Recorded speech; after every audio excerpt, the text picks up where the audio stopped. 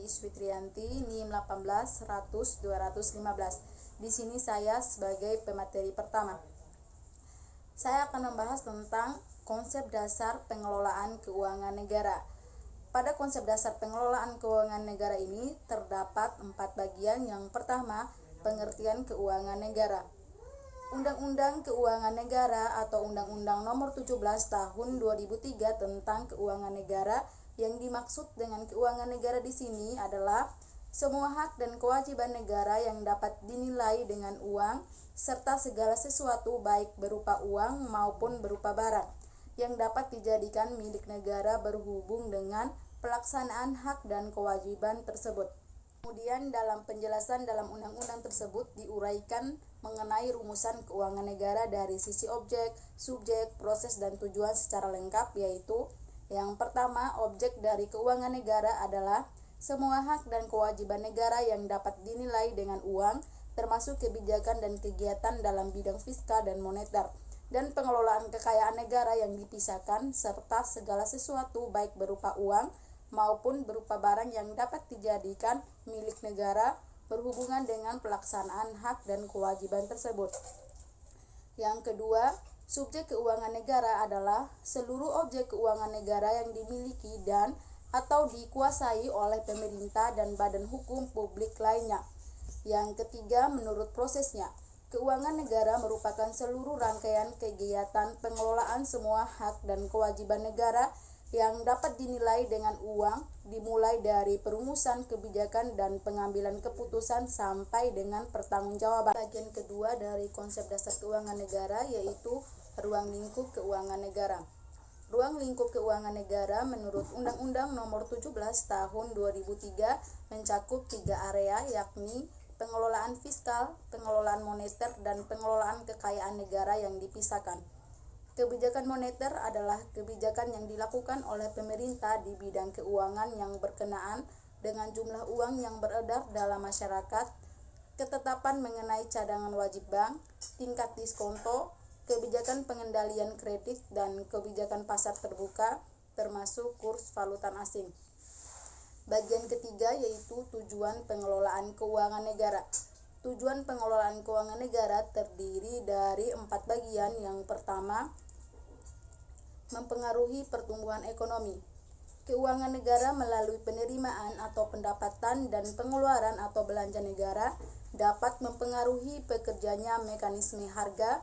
Pungutan pajak kepada masyarakat di satu titik akan meningkatkan penerimaan negara, namun di lain pihak akan mengurangi daya beli masyarakat sehingga mengurangi permintaan masyarakat. Yang kedua, menjaga stabilitas ekonomi. APBN dapat juga digunakan sebagai alat untuk mengatasi inflasi dan deflasi, serta untuk memelihara stabilisasi perekonomian dengan cara melakukan defisit APBN atau surplus APBN. Selanjutnya yang ketiga yaitu merealokasi sumber-sumber ekonomi. Realokasi sumber-sumber ekonomi dilakukan dengan memanfaatkan sumber-sumber ekonomi yang terbatas secara optimal. Apabila sumber daya yang ada di masyarakat tersebut tidak terdistribusikan secara optimal, akan menimbulkan ketidakseimbangan dalam perekonomian negara. Yang keempat, mendorong retribusi. Pendapatan melalui kebijakan fiskal dalam APBN, pemerintah dapat mendorong terjadinya redistribusi pendapatan agar tidak terjadi kesenjangan antara golongan masyarakat kaya dan golongan masyarakat miskin secara menyolok. Selanjutnya bagian keempat dari konsep dasar pengelolaan keuangan negara yaitu kekuasaan pengelolaan keuangan negara. Berdasarkan Undang-Undang Nomor 17 Tahun 2003 tentang Keuangan Negara, bahwa Presiden adalah pemegang kekuasaan umum dalam pengelolaan keuangan negara sebagai bagian dari kekuasaan pemerintah. Undang-Undang Nomor 17 Tahun 2003 ini juga mengatur tentang kekuasaan pengelolaan keuangan daerah, yakni dilaksanakan oleh Kepala Satuan Kerja Pengelolaan Keuangan Daerah selaku pejabat pengelolaan APBD dan dilaksanakan oleh Kepala Satuan Kerja Perangkat Daerah selaku pejabat penggunaan anggaran barang daerah. Bagian kedua yaitu konsep dasar APBN. Pengertian APBN. Membahas pengertian anggaran pendapatan dan belanja negara atau APBN perlu dimulai dari pengertian anggaran negara. Berdasarkan Undang-Undang Nomor 17 Tahun 2003 menyebutkan bahwa anggaran pendapatan dan belanja negara atau APBN adalah rencana keuangan tahunan pemerintah negara yang disetujui oleh Dewan Perwakilan Rakyat. Pada dasarnya, APBN mengandung perkiraan jumlah pendapatan, perkiraan jumlah belanja, dan perkiraan pembiayaan. Perkenalkan, nama saya Maria Cimi Astari. Di sini saya akan melanjutkan penjelasan, yaitu berkaitan dengan fungsi APBN. Fungsi APBN ini terdiri atas 6 dalam rangka membentuk struktur perekonomian negara. Antara lain yang pertama, fungsi otorisasi, di mana di sini dijelaskan bahwa APBN menjadi dasar untuk melaksanakan pendapatan dan belanja negara pada tahun yang bersangkutan. Dengan demikian, pembelanjaan atau pendapatan dapat dipertanggungjawabkan kepada rakyat. Yang kedua adalah fungsi perencanaan. Di dalam fungsi perencanaan dijelaskan bahwa APBN dapat menjadi pedoman bagi negara untuk merencanakan kegiatan pada tahun tersebut. Bila pembelanjaan telah direncanakan sebelumnya, maka negara dapat membuat rencana-rencana untuk mendukung pembelanjaan tersebut. Yang ketiga adalah fungsi pengawasan. Dalam fungsi pengawasan ini dijelaskan bahwa APBN harus menjadi pedoman untuk menilai apakah kegiatan penyelenggaraan pemerintah negara sesuai dengan ketentuan yang telah ditetapkan. Yang keempat, fungsi alokasi. Dalam fungsi alokasi dijelaskan bahwa suatu anggaran pendapatan dan belanja negara atau APBN harus diarahkan untuk mengurangi pengangguran dan pemborosan sumber daya serta meningkatkan efisiensi dan efektivitas perekonomian. Yang kelima adalah fungsi distribusi. Dalam fungsi distribusi ini dijelaskan bahwa kebijakan APBN harus memperhatikan rasa keadilan dan kepatutan. Yang keenam, fungsi stabilitas. Dalam fungsi stabilitas dijelaskan bahwa APBN menjadi alat untuk memelihara dan mengupayakan keseimbangan fundamental dan perekonomian. Berikutnya adalah siklus anggaran pendapatan dan belanja negara. Pengelolaan APBN secara keseluruhan dilakukan melalui beberapa tahap. Yang pertama adalah tahap perencanaan dan penganggaran APBN. Nah, dalam tahap perencanaan dan penganggaran ini dimulai pada awal tahun sebelum anggaran dilaksanakan. Pada tahap ini diawali dengan Presiden menyampaikan arah kebijakan untuk 1 tahun ke depan pada sidang kabinet. Yang kedua adalah tahap pembahasan APBN. Dalam tahap ini, nota keuangan dan RUU APBN beserta himpunan RKAKL yang telah dibahas dalam sidang kabinet disampaikan pemerintah kepada DPR selambat-lambatnya pertengahan Agustus. Yang ketiga, tahap penetapan APBN.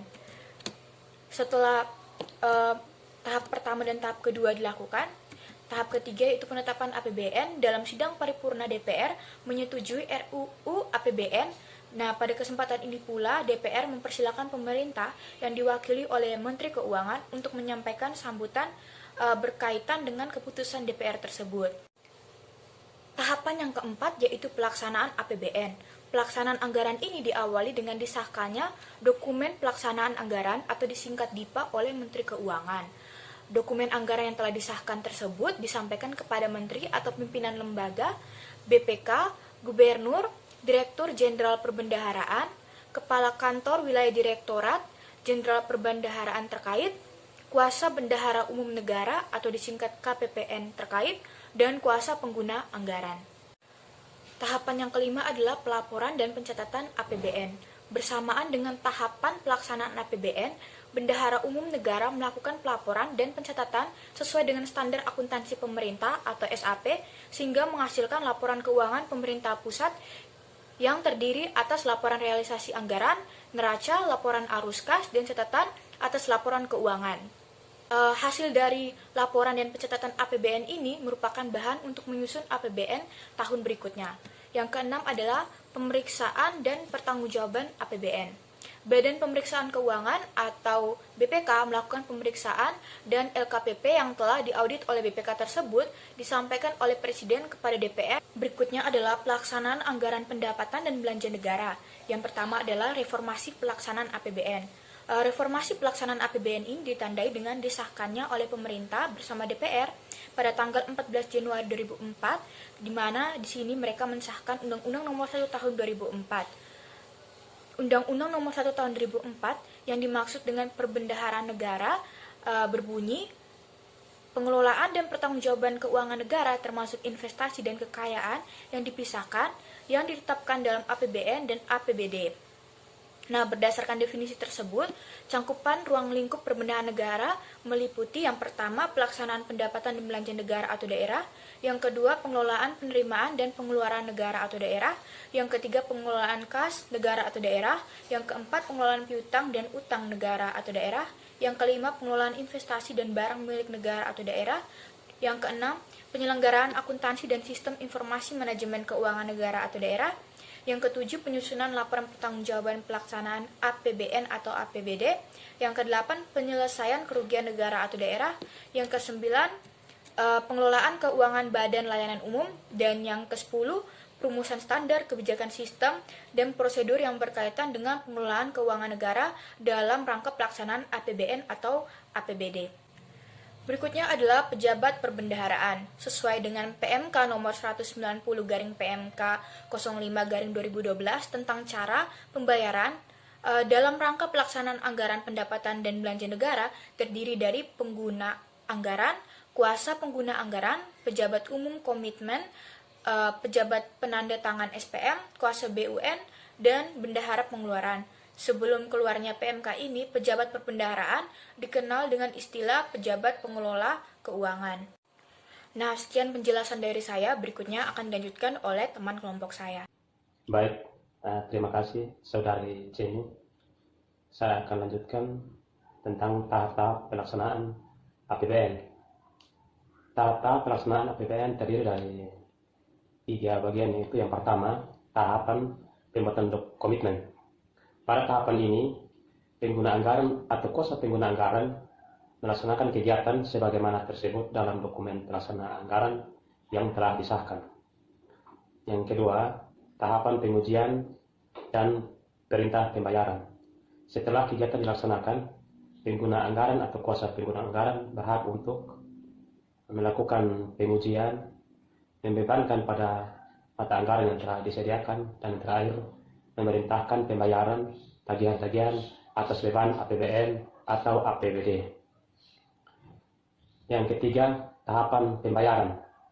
Tahapan pembayaran atas tagihan yang menjadi beban APBN dilakukan oleh Bendahara Umum Negara atau kuasa BUN. Dalam rangka pelaksanaan pembayaran BUN, kuasa BUN berkewajiban untuk yang pertama, meneliti kelengkapan perintah pembayaran yang telah diterbitkan oleh pengguna anggaran atau kuasa pengguna anggaran. Yang kedua, menguji kebenaran perhitungan tagihan atas APBN yang tercantum dalam perintah pembayaran. Yang ketiga, menguji ketersediaan dana yang bersangkutan. Dan yang keempat, memerintahkan pencairan dana sebagai dasar pengeluaran negara. Dan yang terakhir, menolak pencairan dana apabila perintah pembayaran yang diterbitkan oleh pengguna anggaran atau kuasa pengguna anggaran tidak memiliki persyaratan yang ditetapkan. Dasar hukum. Telah diuraikan di atas bahwa APBN dilihat dari segi hukum merupakan mandat dari DPR RI kepada pemerintah untuk melakukan penerimaan atas pendapatan negara dan menggunakannya sebagai pengeluaran untuk tujuan-tujuan tertentu dan dalam batas jumlah yang ditetapkan dalam suatu tahun anggaran. Sebelum terbitnya Undang-Undang Nomor 17 Tahun 2003, pertanggungjawaban atas pelaksanaan APBN diwujudkan dalam bentuk perhitungan anggaran negara, yaitu atau PAN. Dalam penyusunan PAN ini, Menteri Keuangan ditugasi untuk mempersiapkan PAN berdasarkan laporan keuangan pemerintah, kementerian atau lembaga. Hal ini mengacu pada Pasal 69 ICW yang menyatakan bahwa pemerintah membuat suatu perhitungan anggaran dengan menyebutkan tanggal penutupnya. Setelah terbitnya Undang-Undang Nomor 17 Tahun 2003, pertanggungjawaban atas pelaksanaan APBN berubah dari PAN menjadi laporan keuangan. Laporan keuangan ini disusun dengan menggunakan standar akuntansi yang mengacu pada International Public Sector Accounting Standard atau IPSAS sesuai dengan pasal 30 Undang-Undang Nomor 17 Tahun 2003 tentang keuangan negara dan ketentuan dalam Undang-Undang APBN tahun anggaran bersangkutan. Presiden berkewajiban untuk menyampaikan rancangan undang-undang tentang pertanggungjawaban pelaksanaan APBN berupa laporan keuangan. Prosedur penyusunan RUU pertanggungjawaban pelaksanaan APBN. Sebagaimana telah dinyatakan di atas bahwa sesuai pasal 55 dari Undang-Undang Nomor 1 Tahun 2004 tentang perbendaharaan negara, Menteri Keuangan selaku pengelola fiskal bertugas menyusun laporan keuangan pemerintah pusat untuk disampaikan kepada Presiden dalam rangka memenuhi pertanggungjawaban pelaksanaan APBN. Sebelum Menteri atau pimpinan lembaga selaku pengguna anggaran atau pengguna barang, Menteri Keuangan menyampaikan laporan keuangan yang meliputi laporan realisasi anggaran, neraca, dan catatan atas laporan keuangan yang dilampiri laporan keuangan barang layanan umum pada Kementerian Negara atau lembaga masing-masing kepada Menteri Keuangan selambat-lambatnya 2 bulan setelah tahun anggaran berakhir. Bentuk dan isi laporan keuangan. Bentuk dan isi laporan pertanggungjawaban pelaksanaan APBN disusun dan disajikan sesuai standar akuntansi pemerintah sebagaimana ditentukan dalam Pernyataan Standar Akuntansi Pemerintah atau PSAP yang disusun oleh suatu komite yang independen, yaitu Komite Standar Akuntansi Pemerintah, dan ditetapkan dengan peraturan pemerintah setelah terlebih dahulu mendapat pertimbangan dari para pemeriksa keuangan. Tujuan laporan keuangan adalah untuk menyajikan informasi yang bermanfaat untuk pengambilan keputusan dan untuk pertanggungjawaban atas pengelolaan sumber daya yang dipercayakan kepada pemerintah. Bentuk dari dan isi laporan keuangan yaitu terdiri dari laporan realisasi anggaran, APBN, neraca, laporan arus kas, dan catatan atas laporan keuangan. Mungkin ini saja materi yang kami sampaikan dan presentasikan. Lebih kurangnya saya kembalikan. Terima kasih.